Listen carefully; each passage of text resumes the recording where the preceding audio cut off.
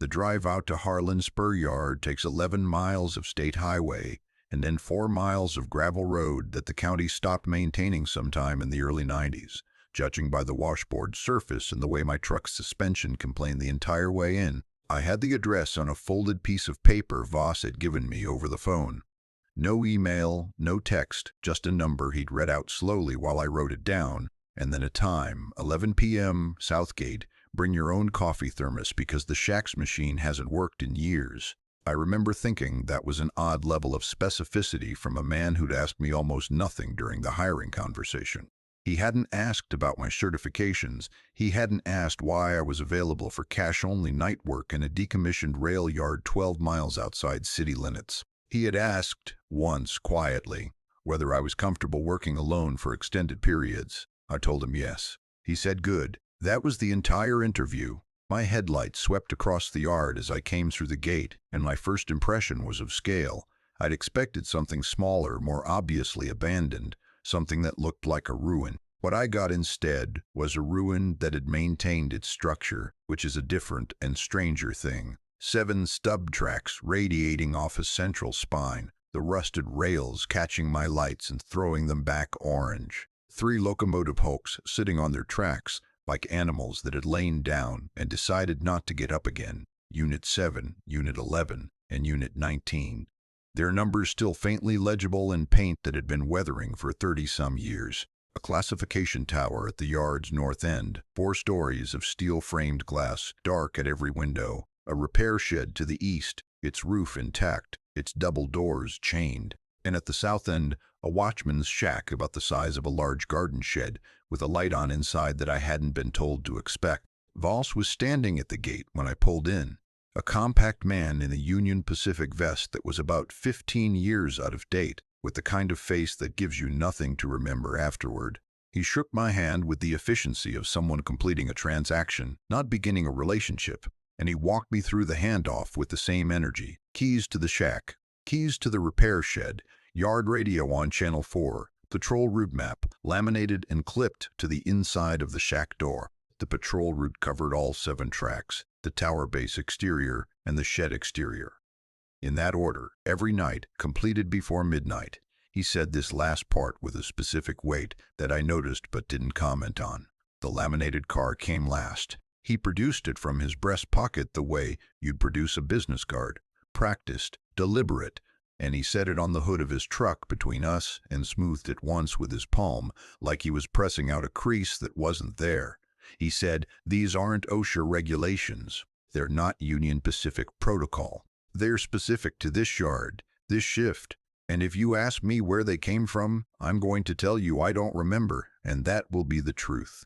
Then he got in his truck, and the brake lights came on, and by the time I'd read to the end of Rule 3, I heard him pulling onto the gravel road, and then there was nothing but the wind and the sound of my own breathing and the 3 dead locomotives sitting on their tracks in the dark like they were listening.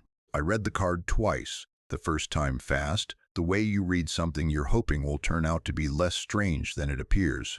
The second time slowly, because it had turned out to be stranger. 7 rules, some of them mundane on the surface. Walk the patrol route before midnight. Log the radio transmissions between 2 and 3 a.m. Don't adjust the clock in the repair shed. Some of them not mundane at all. Rule 4 told me the 3 locomotive units were not to be entered after dark, and that if I heard sounds from inside them, I should log the time and move on, because the sounds were not mechanical. Rule 6 told me I was permitted to leave the yard at any time. The gate code was 7714, but that if I left between 2 and 3 a.m. while the clock was running backward, I would not find the road I came in on. And Rule 5, the middle of Rule 5, everything after the figure on track 4 was described, had been blacked out with electrical tape, applied in careful strips, very deliberate, the kind of redaction that takes a minute and a craft knife and a decision. I stood there in the open yard with the laminated card in one hand and my flashlight in the other, and I thought about the grade crossing incident 3 years ago, the one that wasn't my fault and couldn't be proven either way. And I thought about the fact that this job paid in cash and asked no questions. I thought about my father, who worked Union Pacific for 31 years and always said a yard had its own personality. if you listened right. Then I picked up the yard radio, clicked it on, and listened to the static. For most of a minute, that's all it was. Static, wind, the distant sound of my truck's engine ticking as it cooled, and then between one static burst and the next, I heard something that was not static. A man's voice, clipped and professional, calling out a track number and a car count in the cadence of a freight classification call. Track 4, 7 cars, weight classification heavy. The tone of a man who has done this 1,000 times and finds it neither difficult nor interesting. The tone of ordinary work, conducted with ordinary competence in a yard that hasn't classified freight in 30 years. The static closed back over it like water over a stone, and I was alone again with the wind and the dead locomotives and a laminated card that was beginning to feel less like a set of work instructions and more like a set of terms. I put the card in my breast pocket. I picked up my flashlight. I started walking track 1. I completed the full patrol in just under an hour, all 7 tracks, the tower base, the shed exterior, in order per Rule 1, and the yard was physically unremarkable in the way that only genuinely old, genuinely abandoned places can be. Rusted but structurally sound. No hazards beyond the obvious ones. Loose ballast rock between the ties. A few sections of track where the rail had heaved slightly with frost cycles over the decades. The 3 locomotive hulks were sealed, their cab doors chained from the outside with locks that had corroded to permanence. Unit 7 sat closest to the south end, nearest the shack. Unit 19 occupied the far end of track 6, and in my flashlight beam its old paint scheme was still faintly legible, the ghost of a number, the ghost of a livery. Unit 11 occupied the middle position on track 3, and when I walked past it, I slowed without intending to, and listened, and heard nothing, and kept walking. I settled into the watchman's shack at 1:30 a.m. with a notebook and the radio on Channel 4 and my coffee going cold on the folding table. The shack was small enough that I could touch both long walls from the center, furnished with a cot, the table, a folding chair, a filing cabinet, and a single window that looked out across the south end of the yard toward the repair shed. Through that window, I could see the repair shed's near wall, and through the small fixed pane above the shed's side door, the clock. It was mounted high on the interior wall, iron-framed, the size of a wagon wheel, its face lit faintly by the shack's light bouncing off the shed's white interior paint. I watched it for a while. It ran forward, normally, steadily, the way a clock runs when there's nothing wrong with it yet. At 2 a.m. exactly, 2 things happened at the same moment, and the simultaneity of it was the first thing that truly frightened me. Not the things themselves, but the coordination, the sense that something had been waiting for the minute hand to reach the 12 and had been ready. The clock's second hand reversed. I saw it happen. It completed a tick forward and then, without stopping, without hesitation, tracked back in the opposite direction at the same steady pace. The sound it made carried faintly through the shed wall and the night air to the shack window, a metronome in a minor key, the rhythm identical but the direction wrong in a way my inner ear registered before my brain did. And the radio came alive, not static this time, voices, multiple, overlapping, using the call and response shorthand of active freight operations in the way that people use a shared language that only partially makes sense to outsiders. Car numbers, track assignments, weight classifications, departure windows. I picked up the notebook and started writing. The voices were distinct. I counted them as I logged, 6, each with their own cadence and vocal signature. One clipped and precise, like he was dictating a telegram. One with a slight accent that colored the technical language the way a brushstroke colors a line. One with the low, unhurried authority of a senior man who has earned the right to not sound rushed. They did not speak to each other. They ran parallel, each doing their own job in the call and response pattern of a working freight operation, each voice completing its own cycle and cycling back to the beginning, never acknowledging the others, never diverging from their task. I wrote for an hour. At 3 a.m., the clock reached 2 on its backward cycle and stopped, and the radio went silent as though someone had thrown a switch, and I sat in the shack with 4 pages of notes and the particular stillness of a place that has just finished doing something. In the morning, after sunrise, after I'd slept 3 hours on the cot with the shack door locked and the radio off, I found the filing cabinet was unlocked, Inside, in the bottom drawer, was a notebook. Not mine. Someone else's, half-filled, its cover worn soft with handling. I matched my log entries against it, sitting at the folding table, going line by line. And the recognition came slowly, and then all at once, the way cold does. The voices were identical. Not similar, identical. The same call signatures, the same car numbers, the same sequence of operations, in the same order, every detail matching, night after night in the previous watchman's log. The same freight operation running the same shift. 30 years of silence in this yard, and every night between 2 and 3 a.m., the same 6 voices running the same work as though the clock had stopped on a specific October night in 1987, and this was the track it kept returning to. Tucked in the back of the notebook, folded twice, a handwritten note on yellow legal paper. I read it standing up because sitting down felt wrong. The writer had been here 6 weeks. He had identified all 6 voices and matched them to the accident report. 6 workers killed in a classification derailment on Track 4 in 1987. He believed they were running the last shift they'd ever worked, on repeat, every night, not knowing they were doing it, not knowing they were dead. He had written this with the flatness of someone who has had time to move past shock and arrive at a kind of terrible clinical acceptance. And then, at the bottom, in a hand that was slightly different from the rest of the note, written at a different time, in a different state, the 7th voice had started 2 nights ago. He did not know whose it was. He did not want to find out. The note was signed D. Wren, Night Maintenance, 2019. I counted the voices in my own log. I counted them twice. There were 7. I put the note down on the table. I looked out the window at Track 4, visible in the daylight, the rusted rail catching the morning light in long orange lines. The 1987 accident report was in the filing cabinet. I found it an hour later, in a folder behind the notebooks. 6 names, 6 deaths. October 14th, 1987. Track 4, classification derailment, 2047 a.m. I checked the prior watchman's log for the week of October 14th, 2019. The entries stocked on the 13th. D. Wren's final note, written in the margin of that last entry in small, tight handwriting. 7 voices tonight. The 7th called my name during the 2 a.m. window. I responded without thinking. Rule 2. I know. October 14th was in 3 days. By the 3rd night, I had developed the particular attentiveness of someone who has accepted that the environment they're operating in has rules that matter, and that the gap between understanding a rule and understanding why it exists is a gap that can get you hurt. I walked the patrol with my flashlight angled low, the way my father had taught me to walk a yard, not to see farther, but to read the rail bed, the spacing, the small things that don't belong. Track 1 was quiet. Track 2 was quiet.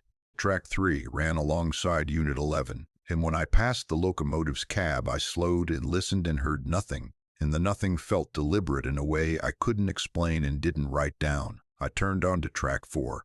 I stopped walking. My flashlight beam was strong. A quality LED torch I'd bought specifically for this job, rated to throw light 300 feet in clear air. The beam caught the rusted rail bed, the weathered ties, the corroded hardware connecting the derelict freight cars that occupied the back half of the track, and in the gap between Car 7 and Car 8, maybe 40 feet ahead of me, standing absolutely still, was a figure, the shape of a person, work clothes, heavy jacket, dark trousers, and the silhouette of a hard hat, the kind with the brim all the way around that the old-timers wore, hands at its sides, not moving, facing me.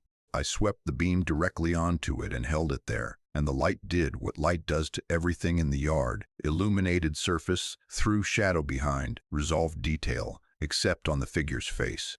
The face stayed dark, not shadowed, the way a face is shadowed when the light comes from the wrong angle. Dark the way a surface stays dark when it absorbs light rather than reflecting it. I moved the flashlight left and right. The dark on the face moved with my light, staying between the beam and whatever was underneath, like shadow that had learned to be deliberate. I checked the rule card. Rule 5. Blacked out from the 3rd line. I had the first part memorized. Do not approach. Do not use the radio. Proceed to the watchman's shack and remain until the clock completes its backward cycle. I did not have the second part. I did not know what came after the figure on track 4 is not. I stood there for what was probably 15 seconds and felt like much longer, the flashlight beam steady on a face I couldn't see, and then I turned around and walked back toward the shack at a pace that I will call brisk. I stayed in the shack from then until 3 a.m. when the clock stopped. The 2 a.m. radio window came and went. 7 voices, the same freight operation, the 7th voice present but silent tonight, offering no car numbers, no track assignments, just a quality of attention I felt rather than heard, like someone on a phone line who isn't speaking but hasn't hung up. When the clock stopped, I went back to track 4 with my flashlight and walked it from the access end to the buffer stop. Empty. The figure was gone. Between car 7 and car 8, in the rail bed on the track 4 side of tie 24, there was a railroad spike. New steel, not the corroded iron of the original hardware, bright and sharp and driven flush into the wooden tie with a precision that required a spike maul and a practiced arm and at least several hard blows. I crouched and looked at it and then stood up and swept my light around the immediate area. No tools, no maul, no sign of disturbed ballast rock that would indicate something had been dragged or carried. The spike was simply there, where it hadn't been when I walked this track. At 11 p.m., driven in the dark in complete silence while I stood in the shack 30 yards away, by hands I hadn't heard and tools I couldn't find. I logged it. I did not touch it. In the morning, I walked track 4's full length in daylight and counted the spikes. 47 ties, standard configuration, all original hardware. The corroded, squared head cut spikes of the 1911 construction, driven true and weathered uniform, and one additional spike in the center of tie 24, in a tie that already had all its spikes in all their correct positions. Driven at the exact midpoint of the track, I pulled up the accident report when I got back to the shack and found the derailment location, tie 24, track 4. The precise spot where 6 men had died on an October night 36 years ago. The figure hadn't been haunting the location, it had been maintaining it. There was a difference, and the difference was the thing that stayed with me all through that morning's restless sleep. October 14th arrived the way anniversaries do in high desert country, gray and cold before dawn, the sky pressing down flat and colorless, the kind of morning that feels like a held breath. I started my patrol at 11 p.m. under a sky with no stars and wind that had teeth in it, and I walked the route with the rule card in my breast pocket and the notebook in my jacket and the specific alertness of someone who has read the accident report 3 times and knows what happened in this yard 36 years ago tonight at 2:47 a.m. Tracks 1, 2, and 3 were quiet. Unit 11 sat on track 3 where it always sat, and I slowed when I reached it the way I always slowed. And this time, the nothing I heard was not the kind of nothing that means absence. It was the kind of nothing that means the sound hasn't started yet. I was 20 feet past Unit 11's cab when it started. Conversation, not sound effects of conversation, not the ambient murmur of voices too indistinct to parse, actual words. Clearly articulated, carried through the steel and glass of the cab in the way that a sealed room carries sound if you press your ear to the right surface. 2 voices, low and easy, talking with the comfortable shorthand of people who have shared a workspace for years. I pressed myself against the locomotive's exterior and listened, and what I heard was not ghost story material. It was work talk. Switch timing for the east end of track 4. The clearance issue on the curve near the buffer stop that had been adding 30 seconds to every classification move. The specific car, third from the front, the older Pullman-era freight car with the bad brake assembly that needed to be factored into the evening's plan because it didn't decelerate the way the newer cars did. I wrote down everything I could catch, standing with my shoulder against the cold steel of a dead locomotive's hull, transcribing a planning conversation between 2 men I couldn't see. Pair Rule 4. I did not open the cab door. Pair Rule 4. I logged the time and moved on when I had what I could get. When I got back to the shack and matched the conversation fragments against the accident investigation file, I found the match line by line. The switch timing issue, the clearance problem on the east curve, the note about the Pullman car with the defective brake assembly. It was in the investigation findings, identified as a contributing factor in the chain that ended in the derailment. I had been listening to the pre-disaster planning session, the last conversation before everything went wrong, running on loop inside a dead locomotive on the anniversary of the night it was first spoken. The 2 a.m. window opened. I had my notebook ready. The radio ran through the 6-voice rotation with the clockwork precision I'd come to recognize. Harmon on the east board, the precise one. The voice with the accent on car weights, the senior man who never sounded rushed.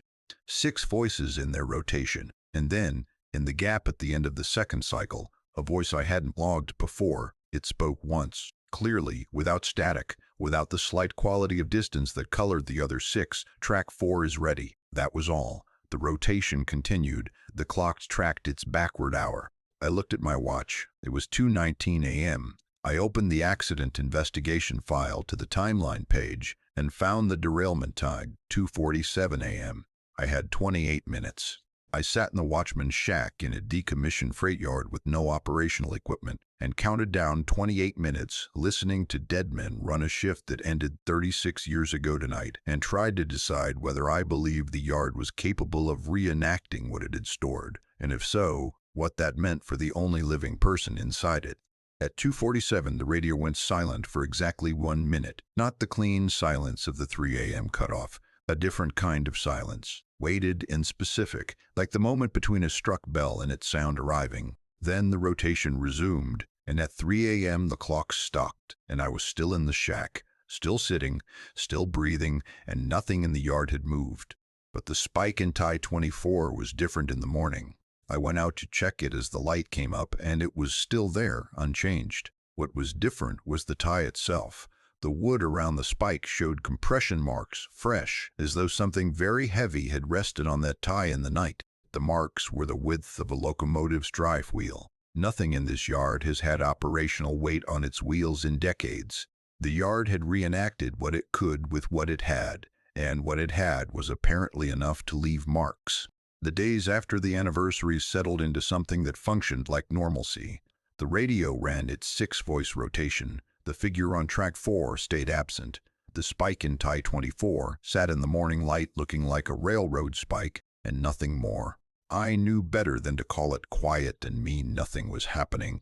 I'd read enough of D. Wren's log to understand that the yard had its own pacing, its own sense of what to show and when, and that a stretch of unremarkable nights was not the entity losing interest. It was the entity being patient, which is more frightening than the alternative. I was running legitimate maintenance on the repair shed's electrical panel, the kind of actual work that the job description had mentioned, the cover story that made sense of a night watchman being in a repair shed at 1 a.m.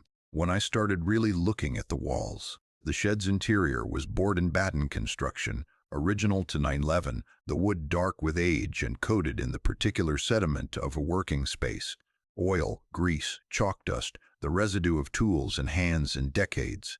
Workers had been writing on these walls for a century. Shift reminders, measurements, equipment notes. I started reading them while I worked, the way you read the graffiti in a place where time has layered things over each other until the layers become their own kind of document.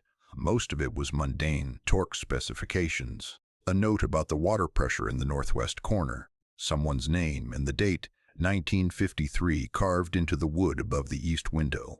But near the floor in the corner behind the shelving unit, a unit I had to move on its casters to access the panel I needed, I found something different. Writing had covered a 6-foot section of wall in small, careful script. 2 columns, dates on the left and observations on the right. I crouched and brought my flashlight close and read, and kept reading, and understood gradually that I was reading the oldest entry in a log that went back to 1962 and extended upward and sideways across the wall in layers, later entries overlapping earlier ones in places, different hands, different instruments, chalk, pen, carved wood, one section that appeared to have been written in something darker than ink that I did not look at too closely. I was reading 60 years of night watchmen, not in notebooks that could be removed or lost or filed away, written directly into the building itself, into the permanent record of the structure, each watchman adding their observations to the wall, the way a ship's log is added to the ship, not a record kept outside the thing, but a record kept outside the thing, but a record that has become part of it. They had all seen the same phenomena. The radio voices, the backward clock, the figure on track 4. They described it in progressively more sophisticated terms as the decades advanced. The early entries were confused, frightened, grasping for framework. The later entries were calmly observational, the language of people who had developed a vocabulary for what they were witnessing. And at the very bottom, in the most recent handwriting, pressed close to the baseboard, a single entry written in a hand I didn't recognize yet. The clock doesn't run backward. The hour between 2 and 3 a.m. runs backward. The clock is just the only thing in the shed honest enough to show it. I sat on the floor of the repair shed with my flashlight on that sentence for a long time. Then I moved the light up the wall and read backward through the decades. The observations converged. Different voices, different eras, the same understanding arriving by different routes. Until 1974, an entry written in a careful engineer's print, the kind that takes time and means precision, found the original construction log in the tower. This yard was not built for freight. The freight came later. I don't know what it was built for. The original survey stakes are wrong. The yard is centered on something that isn't on any geological map. Whatever is under track 4 was here before the rails. I put my hand flat on those words the way you put your hand on something true that you'd rather hadn't been written. The wood was cold under my palm. The shed held its breath the way old buildings hold their breath when the person inside them has finally understood something the building has been holding for a long time. Outside, through the fixed pane above the side door, I could see the roundhouse clock running forward, its hands moving through 1:40 a.m. with steady mechanical certainty, keeping time in the only direction it was currently allowed to. I thought, whatever is under track 4 was here before the rails. And then I thought, and the clock keeps showing us the hour when we give it back. The time loss happened on a Tuesday. I know it was Tuesday because I had started keeping a secondary log after reading the shed walls, a personal record separate from the official patrol notebook, time-stamped against my phone clock rather than the yard systems, because I had begun to have questions about the yard systems and their relationship to accurate time. I arrived at 11 p.m. I confirmed the time against my phone, 11 p.m. I started the patrol. I returned to the shack at what I believed to be 12:15 a.m. I noted the time in my personal log. I glanced through the shack window at the repair shed clock, the way I'd developed a habit of doing every time I had sightline to it. The shed clock read 10:47 p.m. I stood at the window for a while, working through explanations. Malfunction, battery failure causing a reset, something in the mechanism that I hadn't yet managed to account for. Then I checked my patrol log, the official one, the one I kept in my handwriting in the numbered notebook, and found the entries for the full route. Track 1 through track 7, tower base, shed exterior, all logged, all timed, all in my handwriting. I read the entry times more carefully. The gap between my track 4 entry and my track 7 entry was 11 minutes. I know this route. I have walked it every night for 3 weeks.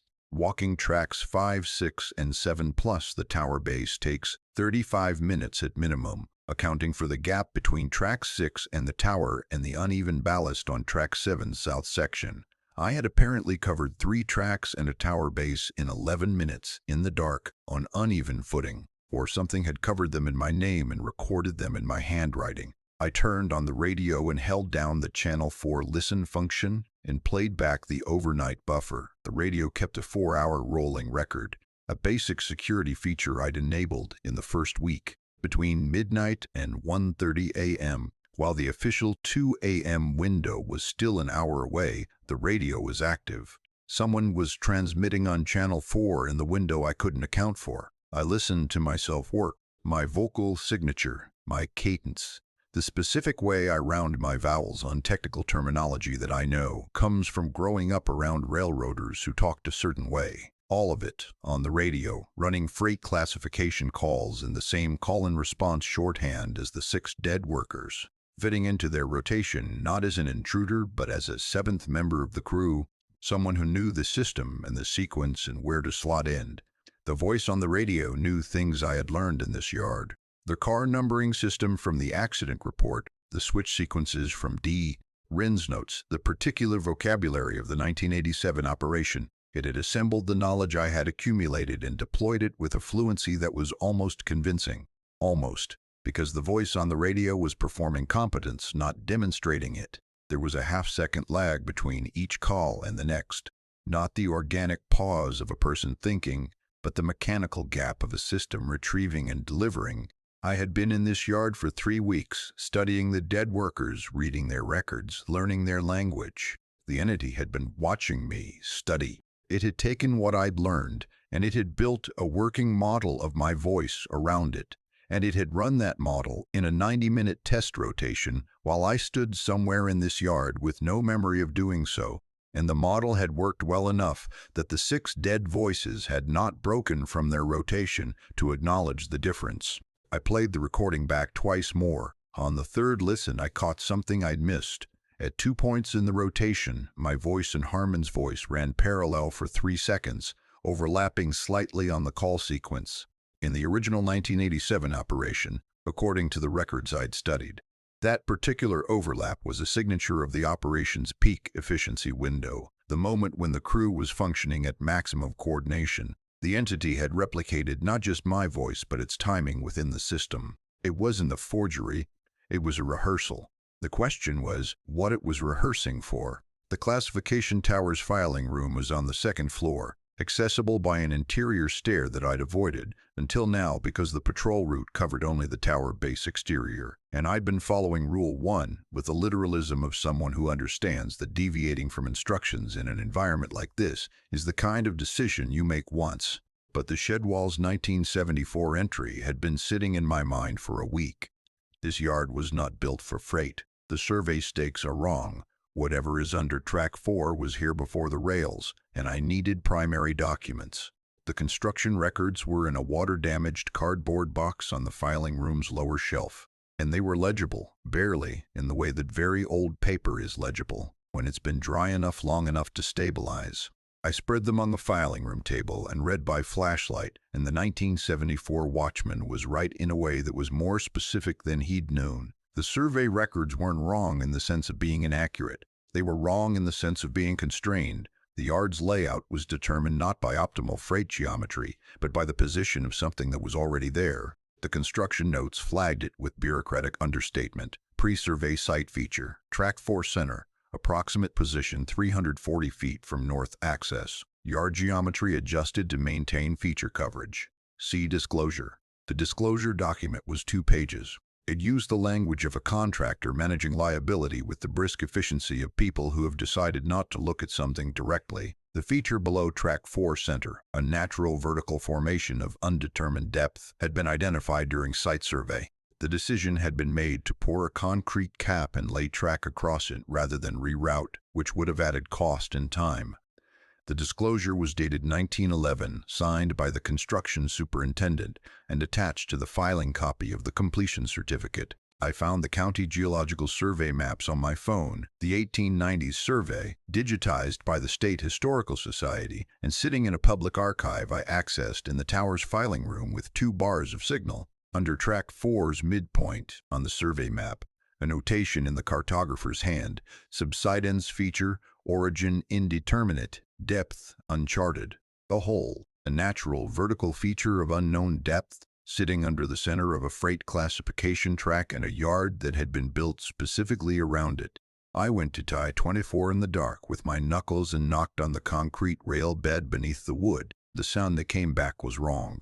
Acoustically hollow in the specific way that distinguishes a wall from a door, not the hollow of air near the surface, but the hollow of air at a distance, the sound traveling down before it returned. There was a space below the concrete. The space was large. The entity lived in a geological feature that the railroad had capped and built over, and I was standing directly above it, knocking on its ceiling. The 1949 legal memo was in a separate file folder, misfiled under Equipment, Procurement. The letterhead was Union Pacific Railroad Company. The subject line was Harlan Spur Yard, Liability Exclusion, and the body of the memo noted that the yard's original construction contractor had submitted a disclosure upon project completion that had not been fully actioned at the time. The disclosure flagged the subsidence feature. It noted that the feature produced auditory phenomena consistent with human vocalization prior to construction, before anyone was in the yard, Before the first worker arrived, the hole under track 4 was already making sounds like human voices. The contractor disclaimed liability for psychological impacts on yard staff. The feature was concreted per specification. The memo's final clause, "Feature was not silenced." I read that line 3 times. Not silenced, not sealed, not resolved. The concrete cap was a cover, not a cure, and the railroad had known this in 1949 and had kept the yard staffed anyway. The 6 workers who died in 1987 hadn't been killed by equipment failure. They'd been positioned on the track above the feature at 2:47 a.m. on a night when the entity needed 6 new voices, and the derailment had given it what it needed. The 1987 accident wasn't an accident. It was a procurement. The entity had been collecting voices since before the railroad arrived, and the railroad had built a management system on top of it and called it a freight yard. The memo's final paragraph, "Night maintenance staffing is recommended to ensure the feature remains covered and the above-ground operation continues without public incident. A staffing protocol has been developed in coordination with the site's original claimants. See attached." The attached document was missing. But what I understood, standing in the tower filing room at 2 a.m. with the radio transmitting 7 voices below me, was this: the rules on the laminated card were not a former watchman's survival guide. They were not Voss's institutional knowledge. They had been developed in formal coordination with the entity in 1949, a negotiated treaty between the Union Pacific Railroad Company and whatever had been in that hole since before anyone had a word for it. The rules were terms, and I had been following them night after night with the obedience of someone who understood they mattered but had not understood that following them made me a signatory to an agreement I'd never been shown in full. The attached protocol, the document that would have told me what the treaty gave the entity in exchange for the yard's continued operation, was not in the file. I didn't know what the railroad had agreed to provide. I had a list of what it had taken: 6 voices in 1987. D. Wren in 2019, and now a new watchman following the terms, logging the voices, leaving the thermos, not entering the locomotives, walking the route in order and slowly, quietly, by increments too small to feel until you added them up, becoming part of the system. I arrived for my shift the following night to find someone already in the yard. He was sitting on the step of Unit 7 with a thermos, my thermos, the one I'd left on that step 3 weeks ago on a Sunday, per Rule 7, the one I'd placed and walked away from without waiting to see it collected, because the rule said, "Don't wait," sitting on the step with the thermos balanced on his knee in the ease of a man who is comfortable in a chair he considers his. He looked up when my flashlight reached him, not startled, not cautious. The way a coworker looks up when you come through the door. He said his name was Garrett. He said he'd been working this yard for years. He said overnight maintenance was easier with 2 and asked if I'd take tracks 4 through 7 while he covered the tower and the south end. He was warm in the specific way that competent people in shared workspaces are warm, not performing friendliness, but extending the collegial ease of someone who assumes you're capable until you demonstrate otherwise. He knew the yard. He knew the equipment specifics, the patrol timing, the protocol language. He used the same shorthand for the route sections that was written on the patrol map. He was, in every measurable external sense, exactly what he appeared to be. I asked him 4 questions. He answered the first 3 correctly: yard geography, equipment history, radio protocol. I asked the 4th, what year did the GP38 units get decommissioned? He said 91. Unit 19 held out longest, ran light transfers until the spur contract ended. Correct. Information that was in the construction records in the tower that the entity had absorbed through 60 years of watching men read those records. I asked a 5th question, and I chose it specifically because the answer wasn't in any document the entity should have access to. It was in a notebook in a desk drawer that had arrived at this yard in 2019 and had not been part of the original management system. What happened to D. Wren? Garrett paused. Exactly 1 beat. Not the natural hesitation of a person searching memory, but the specific gap of the system encountering a query with no result and generating a fallback. Then, I don't know that name. He walked toward the classification tower, and I watched him go. And when his figure reached the edge of my flashlight's effective range, he passed through the gap between 2 parked cars on track 3, and I held the beam steady, and I watched his shadow. The shadow reached the near edge of the gap with him, and then Garrett continued through, and his shadow did not. The shadow stayed at the near side of the gap, pressed flat against the car's steel side, while Garrett's form continued forward into the dark beyond. Two separate things occupying the same space a moment before. One that could go where the light went, one that couldn't leave the dark. The beam held both of them for a moment. The shadow adhered to its surface, the figure diminishing into the yard's interior. And then Garrett was gone and the shadow faded, and the car stood empty in my light. The thermos on Unit 7's step was empty, in my light. The thermos on Unit 7's step was empty. Whatever Garrett was, he had consumed it. Rule 7 says leave a coffee thermos on the step of Unit 7 before your patrol begins. Do not wait to see if it is collected. I had been reading it as tribute, an offering left for the entity the way you leave food at a threshold. But the entity had sent something up with Garrett's face, and Garrett's knowledge, and a thirst, and the thermos was a meal, and the meal now had a shift assignment and a name and a working knowledge of the patrol route. I thought about what the entity was building down there in the dark under Ty-24, voice by voice, detail by detail, assembling its above-ground interfaces from the accumulated record of every person who'd ever worked this yard. I thought about what Garrett would look like in another 3 weeks. I thought about what I was starting to look like to something that had been watching me from below since the night I arrived. I had been avoiding the tower's interior. The patrol route covered the base exterior, and I had followed it with the discipline of someone who had learned that the rules were not arbitrary and that departing from their literal terms was the kind of decision that had consequences. But I needed to understand the full geography of what I was managing. After Garrett, after the shadow that wouldn't move through the gap, after the thermos sitting empty on Unit 7's step, I needed to know what was below me. The tower's ground floor was standard. Operations room, dead equipment, the sediment of abandonment organized by decades of decay. The second floor was the classification control room, its levers and signal boards frozen in their last used positions, some of the levers still in the mid-throw of a move that was never completed. The third floor was the observation deck, and from there I could see the entire yard spread below in the darkness. 7 tracks, the 3 locomotive hulks, the shack's light at the south end, and the repair shed clock face glowing faint through the side window. I stood there for a while and looked at the yard the way the people who ran it must have looked at it from up here in the operational years, and I understood for the first time why you'd want this vantage point. From here the yard had a logic to it. A geometry. It made sense as a system. I found the door below the ground floor on my way back down, behind a collapsed shelving unit that had been there long enough that the floor's accumulated grime had grown up around its base. The door was original construction, 1911, solid wood and a steel frame, its handle a lever type, heightened seen outside of historical photographs. The stairs below it were stone, not poured concrete, cut stone, the kind that takes time and intent, older than the building above it by the quality of the material and the precision of the cuts. The room at the bottom was not on any blueprint I'd seen in the filing room. It had not been built by the railroad.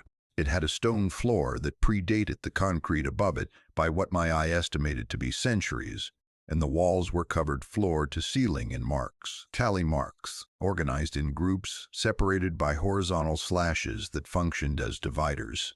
I brought my flashlight to the nearest section and counted 200 marks before the section ended with a slash. The next section, another large number, similarly organized. I stepped back and let my light sweep the full circumference of the room, and I understood that I was standing inside an accounting ledger that had been running since before the railroad, before the town, before anyone in this basin had a name for the thing below the track.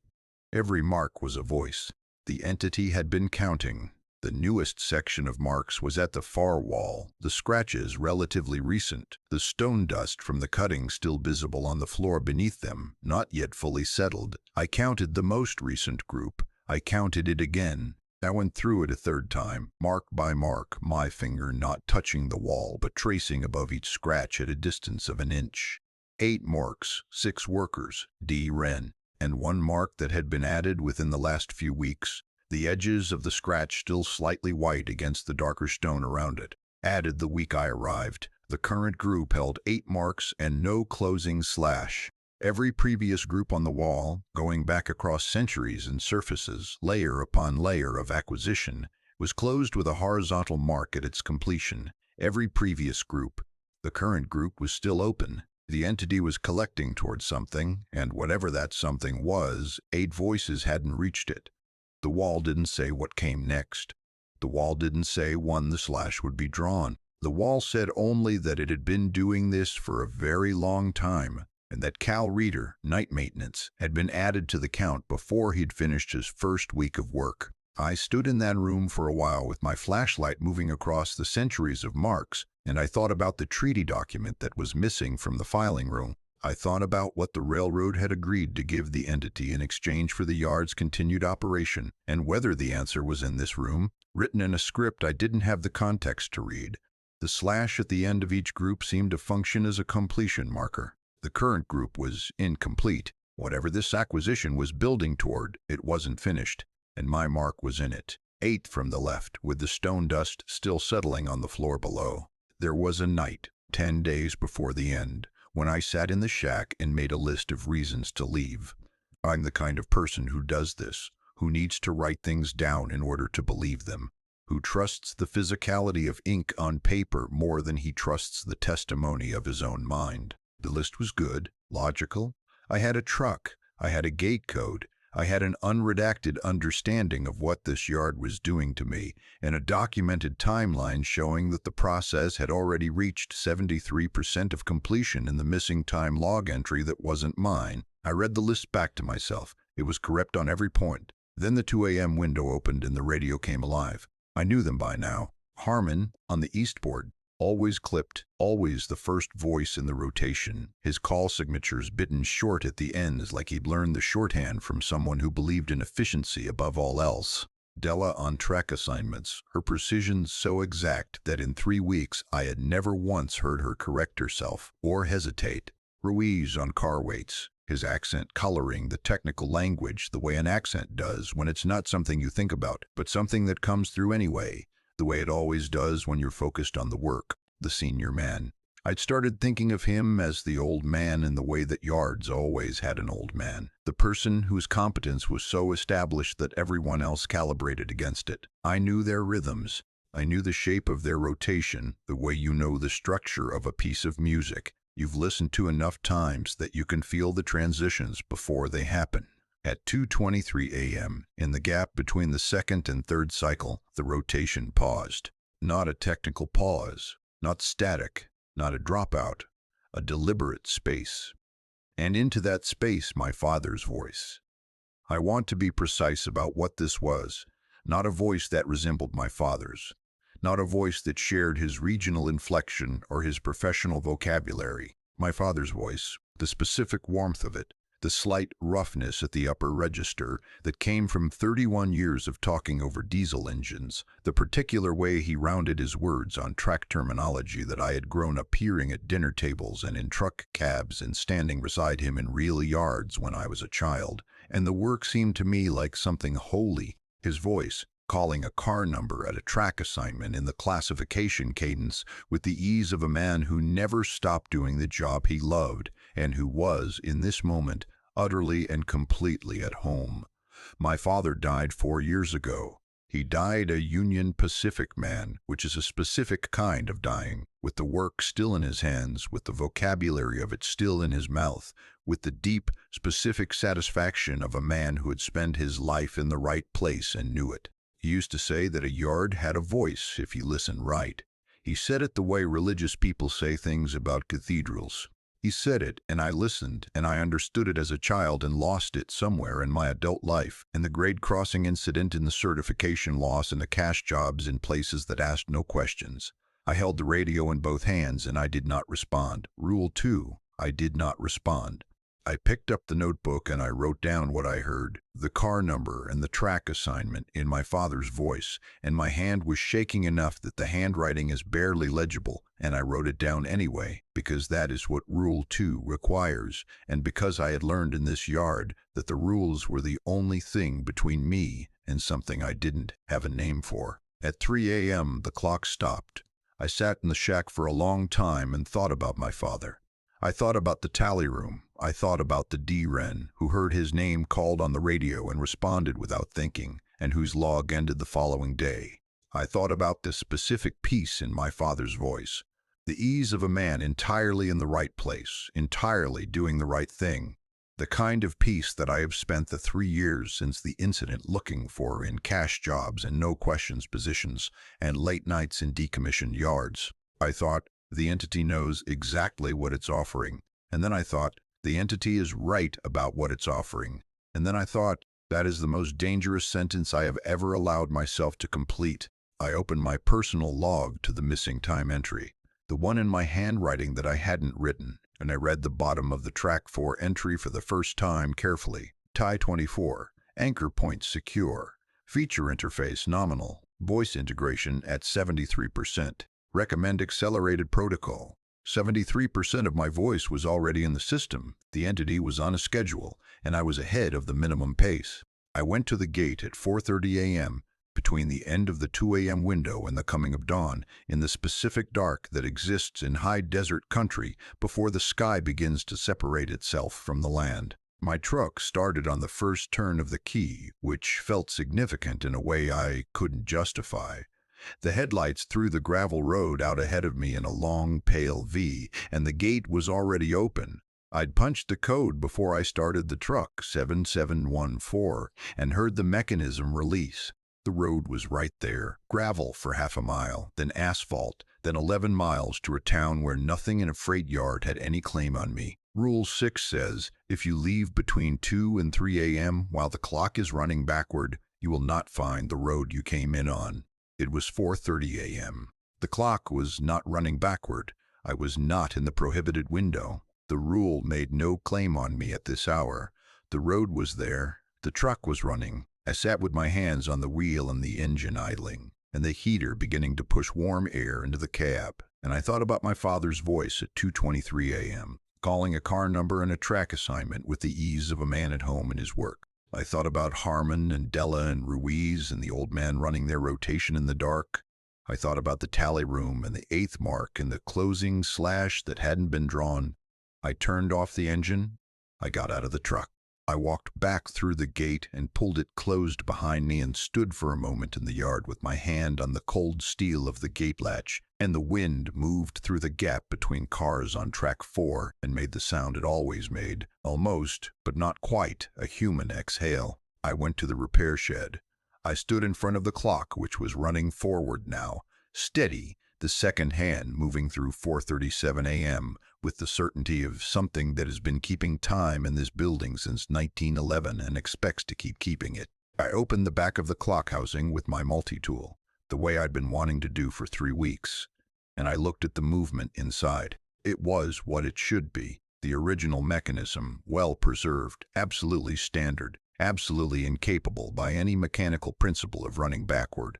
I looked at it for a while. Then I closed the housing and I put my palm flat on the clock face, the iron frame cold under my hand, and I held it there the way you hold something that has been in a place longer than anything else and deserves acknowledgement. I sat down at the work table in the repair shed with the laminated card and a utility knife, and I worked carefully because I wanted to do this right. I removed the electrical tape from Rule 5 in strips, preserving each strip the way you preserve evidence. Underneath, the rest of the sentence. The figure on track 4 is not from the 1987 accident. The figure on track 4 predates the yard.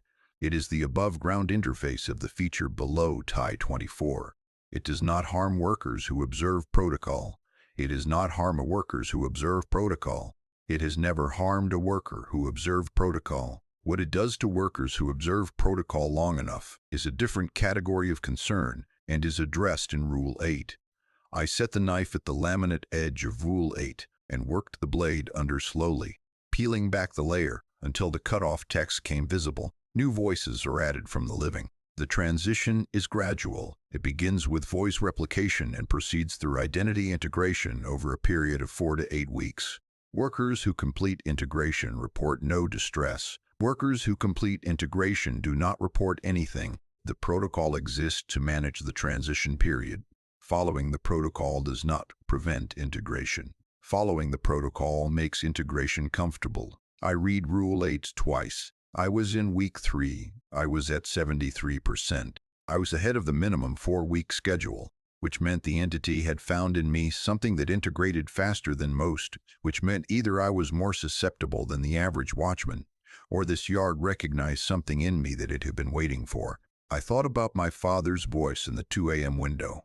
I thought about the specific word, comfortable. I picked up a pen. I held it over the bottom of the laminated card where the printed rules ended, and I wrote in careful, steady handwriting that did not shake. Rule 9. The yard is not trying to hurt you. Understanding this is the last stage before you stop needing to understand anything. I set the pen down. I opened the radio. The 2 a.m. window had closed hours ago, and the radio was quiet, and I clicked the transmit button anyway, and I called a car number and a track assignment in the shorthand I'd learned from weeks of listening, using the classification vocabulary my father had spoken at dinner tables for 31 years, using the cadence I'd grown up inside of. The radio held the silence for 3 seconds.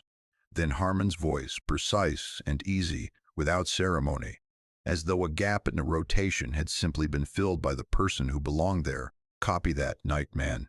Track 3, spot 7. I set the radio down. I sat in the repair shed in the dark with the clock running forward above me, and I understood, in the way that you understand things when you stop fighting the understanding, that I had been heading here since the grade crossing incident, since the certification loss, since my father died and took the language I'd grown up in out of the world, and I'd been looking for it in places that asked no questions and paid in cash. The yard was not trying to hurt me. The yard had been waiting for me. The yard, in its ancient patience, had simply left the door open and trusted that I would eventually stop standing in it. 6 weeks later, a truck turned off the state highway onto the gravel road that the county stopped maintaining in the 90s, and the driver didn't mind the washboard surface because she'd driven worse in the rail yards outside Chicago, and she was already thinking about the cash payment and the no-questions policy of the hiring manager named Voss, who had called her about a night maintenance position at a decommissioned freight yard 12 miles outside Boise. Her name was Inez Garfield. She was in her late 30s. She had her brakeman's license and a gap in her employment record that she'd gotten good at not explaining. And she had the particular resourcefulness of a person who has learned to find work in the spaces where ordinary employment doesn't reach. The yard appeared inactive when her headlights swept it. 7 stub tracks, 3 dead locomotive hulks, a classification tower, dark at every window, a repair shed with its doors chained, a watchman's shack at the south end with a light on inside. A man in a railroad vest met her at the gate. He was compact, efficient, and handled the paperwork with the brisk ease of someone who has done this handoff many times and wants to complete it before questions arise. He gave her the shack keys and the yard radio and a flashlight and the patrol route map. Then, from his breast pocket, he produced a laminated card. He set it on the hood of his truck between them and smoothed it once with his palm and said, "These aren't OSHA. They're specific to this yard. Read them before tonight." He got in his truck. He didn't drive away immediately. He sat with the engine running for a moment, and she waited, and then he rolled down the window. He said, "Rule 9, read it last. It'll make more sense after the others." He rolled the window up and pulled onto the gravel road and did not look in the rearview mirror. Inez stood in the yard with the laminated card and read all 9 rules. She read 1 through 8 first, in order. And she was a practical woman, and she processed what she read with the compartmentalization of someone who has worked in enough strange places to know that every yard has its own logic, and that the logic becomes clear if you follow it long enough.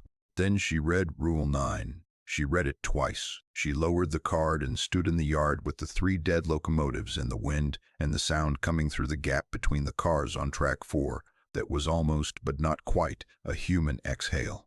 In the watchman's shack, in the desk drawer, she found a fresh notebook and a pen and a card with "For the next one" written on its face, in handwriting she didn't recognize. She opened the card. The note inside distinguished between 2 people by outcome, not by what happened to them, but by what they knew when it happened. The man who'd written the note knew what this yard was doing and had chosen to stay anyway. And he couldn't explain why except to say that the yard was worth it in a way he couldn't translate into language that would mean anything to someone who hadn't experienced it yet. The note was signed, C. Reader, Night Maintenance. Inez set the car down. She picked up the notebook and wrote the date and the time. She wrote, "Arrived. Yard appears inactive. Beginning first patrol before dark, per Rule 1. She walked out into the yard. Track 1, Track 3. She turned onto Track 4. In the repair shed, visible through the side window, the roundhouse clock ticked forward in the dark. Its iron frame steady, its movement precise, its face showing 4:47 p.m., and the slow advance of the second hand toward 5 o'clock, and the coming night, and the 2 a.m. window still 9 hours away. The clock had time. The yard had time. The yard, in its patience, always had time. In the room below the classification tower, in the section of newest marks on the far wall, a fresh scratch appeared in the stone. Not yet complete, the first mark of a new entry, the stone dust falling to the floor and settling with the slow patience of sediment at the bottom of deep water. The 9th mark in the current group, next to Cal's mark, next to D. Wren's mark, next to the 6 marks of the 1987 crew. The group held 9 marks. The group held no closing slash. Whatever the current acquisition was building toward, whatever completion condition the entity had structured this particular collection around, the architecture that had never appeared before in the centuries of marks on these walls, it had not yet been reached. The count was still open. The count was still running. And Inez Garfield was walking Track 4 in the failing November light. And the sound in the gap between the cars was not yet a voice, and the yard was patient, and whatever came next had already been decided by something that had been waiting under Tie 24 since before anyone in this basin had a language for patience, or for waiting, or for the specific comfort of being in the place where you were always going to end up. The clock ticked forward. The second hand moved. The closing slash had not been drawn. The yard was mid-sentence. The yard was always mid-sentence. And now there were 9.